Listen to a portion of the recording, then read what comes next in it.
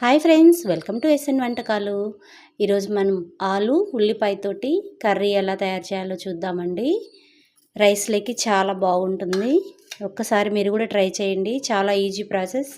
Bachelors కూడా చాలా ఈజీగా చేసుకోవచ్చు. తయారు చేసే విధానం చూద్దాం. ముందుగా మిక్సీ జార్ తీసుకొని అందులో ఎండు కొబ్బరి, 2 స్పూన్ల కారం, తగినంత ఉప్పు, ఒక 7-8 తెల్లపాయలు, పొట్టు ఒలుచుకోండి.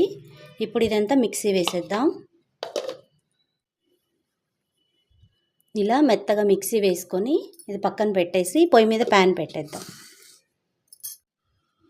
పొయ్యి మీద ప్యాన్ పెట్టేసి ఒక 2 స్పూన్స్ ఆయిల్ వేసుకోండి. ఆయిల్ ఎక్కువ పడదండి. ఆయిల్ హీట్ అయిందండి. ఇప్పుడు దీంట్లో 1 స్పూన్ శనగపప్పు వేసుకొని లైట్గా వేపుదాము. శనగపప్పు ఇలా వేగేటప్పుడు 2 ఎండుమిరపకాయలు, కొంచెం ఆవాలు, జీలకర్ర వేసి కలుపుదాము. తాలింపు లైట్గా వేగనిద్దాము. నుండి తాలింపు ఇలా వేగేటప్పుడు 2 ఉల్లిపాయలు, కొంచెం కరివేపాకు కట్ చేసుకొని ఉల్లిపాయలని లైట్గా పచ్చివాసన పోయేదాకా వేపుకుందాము. ఉల్లిపాయలు సిమ్లో మగ్గనివ్వండి. సిమ్లో మగ్గుతుంటే బాగుంటుంది టేస్ట్ కర్రీ. కూరగాయలు ఏం లేనప్పుడు, ఆలు ఉల్లిపాయ ఉన్నప్పుడు ఈ కర్రీ ట్రై చేయండి. చాలా తొందరగా అయిపోతుందండి. బ్యాచిలర్స్ కూడా చేసుకోవచ్చు. ఉల్లిపాయ ఇలా వేగిన తర్వాత ఇందులో ఇదిగోండి 2 ఆలుగడ్డలు ఉన్నాయి.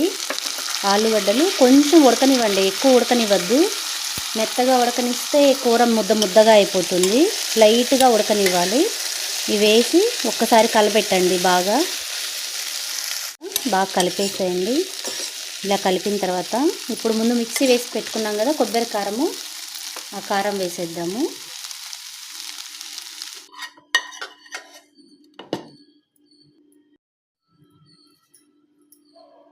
అంతే ఫ్రెండ్స్, ఆలు కర్రీ రెడీ అయిపోయింది.